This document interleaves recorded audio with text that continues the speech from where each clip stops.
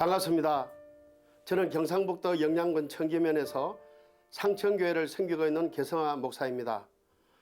오늘은 마가복음 13장 9절에서 13절 말씀을 통해 끝까지 견디는 신앙이라는 제목으로 은혜를 나누겠습니다. 또 너희가 내 이름으로 말미암아 모든 사람에게 미움을 받을 것이나 곧 끝까지 견디는 자는 구원을 받으리라. 우리 인류는 지금까지 살아오면서 단 한 번도 위기가 아니었던 적이 없습니다. 코로나 바이러스로부터 위기, 자연으로 인한 위기, 인간의 탐욕으로 인한 위기 등 여러 가지 위기 가운데 살았습니다. 하지만 우리가 겪는 이 위기도 언젠가는 끝이 날 것입니다. 우리는 다시 일상으로 돌아가게 될 것입니다. 많은 사람들이 위기 가운데 질문합니다. 신은 계신가? 특별히 하나님을 믿는 사람들은 이렇게 질문합니다. 과연 위기 가운데 신앙은 무엇인가? 우리는 어떻게 해야 하는가? 이 질문 앞에 많은 신앙인들이 답답해하고 혼란스러워하는 것을 보게 됩니다. 특별히 우리 젊은이들은 신앙에 회의적으로 생각하고 있는 것이 사실입니다. 그렇다면 우리가 늘 말하는 신앙은 무엇입니까? 이 시대 가운데 우리는 어떤 신앙을 가져야 하는지 오늘 주신 말씀을 통하여 두 가지로 은혜를 나누고자 합니다. 첫째는 그리스도의 증인이 되는 신앙을 가져야 합니다. 예수님께서는 눈에 보이는 물증적인 증거를 말하지 않으셨습니다. 제자 한 사람 한 사람이 그리스도의 증거요 복음의 증거라고 말씀하십니다. 다시 말하면 제자들의 삶을 통하여 복음의 능력이 나타나야 한다는 것을 뜻합니다. 우리는 신앙이라고 하면 내가 예수 그리스도를 구주로 믿는 것까지만 생각합니다. 하지만 신앙은 내가 믿는 바를 실제 삶에서 행하며 나타내는 것까지는 포함하는 겁니다. 이 시대에 우리가 가져야 할 신앙은 말뿐인 신앙이 아니라 믿음과 삶이 일치하는 신행일치입니다. 둘째는 끝까지 견디는 신앙을 가져야 합니다.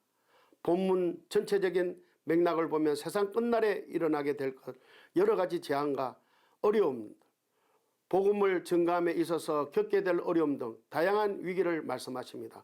그러나 13절에서 예수님께서는 말씀하시기를 끝까지 견디는 자는 구원을 받을 것이라고 말씀하십니다.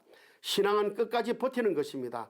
내가 힘들고 어려움이 있다고 내팽개치는 것이 신앙이 아닙니다.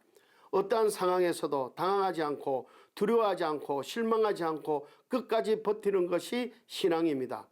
여러분, 무엇이 우리를 그렇게 하십니까? 하나님께서 나와 함께 하신다는 믿음과 신뢰입니다. 하나님께서는 어제도 우리와 함께 하셨고 오늘 이 시간에도 우리와 함께 하셨고 앞으로도 함께 하십니다. 지나온 시간들을 돌아보십시오. 우리의 힘으로 위기를 넘긴 적이 있습니까? 우리는 모든 것이 합력하여 선을 이루게 하신 하나님의 은혜와 인도하심으로 위기를 넘기고 오늘 이 시간 이곳에 있는 것입니다. 그렇게 우리는 위기 속에서도 좌절하거나 주저앉거나 해이해지는 것이 아니라 끝까지 믿음의 줄을 놓지 않고 우리 함께 하시는 하나님과 버텨야 하는 겁니다. 하나님께서는 끝까지 견디는 자에게 구원을 주십니다. 오늘도 우리의 대적마귀는 우는 사자와 같이 두루 다니며 삼킬 자를 찾습니다.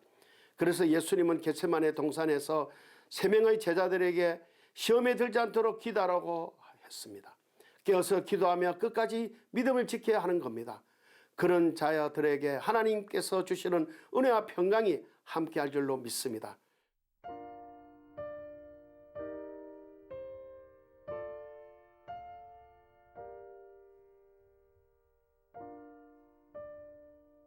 끝까지 견디고 버티는 것이 신앙입니다. 무거운 짐을 나홀로 지고 걸어가는 것 같이 보이지만 그럴 때마다 우리를 불쌍히 여겨주시고 구원해 주시는 주님을 기억하십시오. 여러분은 혼자가 아닙니다. 이 위기 속에서도 주님과 함께 끝까지 믿음을 지켜나가는 저와 여러분이 되실 수 있기를 간절히 축복합니다.